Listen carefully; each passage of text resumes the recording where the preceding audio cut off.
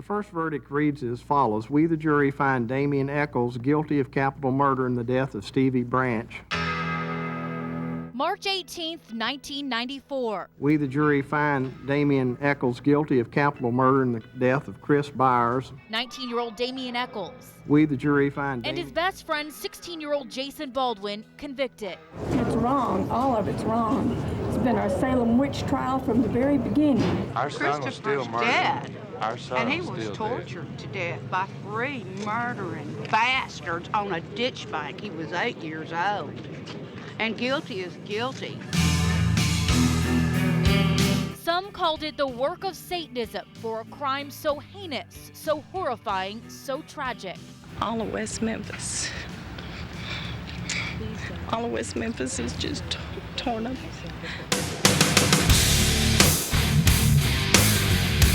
The victims, Christopher Byers, Stevie Branch, Michael Moore, all second-grade classmates, all friends, all neighbors in this West Memphis neighborhood.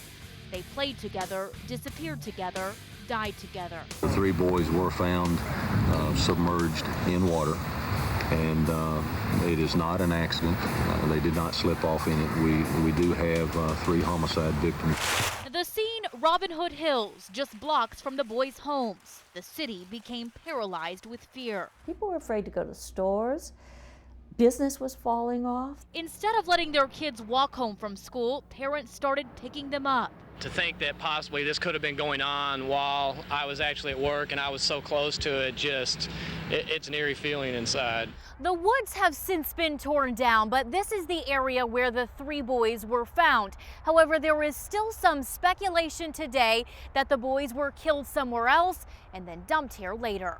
But no one debates the brutality of the crime. The boys found naked, mutilated, beaten, their hands and feet bound. Author Mara Leverett has studied the crimes and written a book. The whole region was traumatized by these murders. Rumors flew in the religious community, stories of satanic rituals and witches. Days turned into weeks. We've got 30,000 people in West Memphis, and as far as I'm concerned, everybody's a suspect. Then a month after the murders, a break. After hours of questioning, Jessie Misskelley Jr. confessed.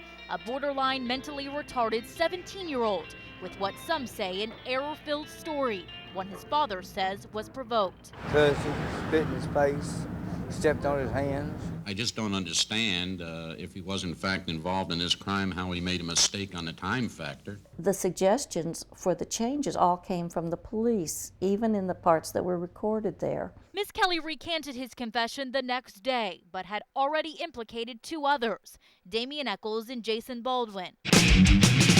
Both listened to heavy metal music. Echols wore black and practiced the Wicca religion. Scale of 1 to 10, how solid do you think the case is? 11.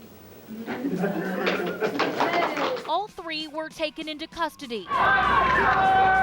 All 3 tried, all 3 convicted.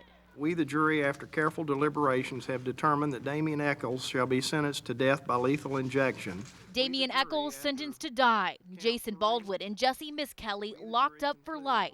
My son is suffering for something he hasn't done. As for the victims' families, That's what all 3 of them are, punks. Punks! some seem to let it all end there. And the day you die, I'm going to praise God. Only recently to have a change of heart. It's total incompetency on the West Memphis Police Department. Now believing the killer is still out there. The justice system failed me May 5th, 1993. 2 of the parents, now 16 years later, fighting for justice, not just for their sons, but for the 3 men accused.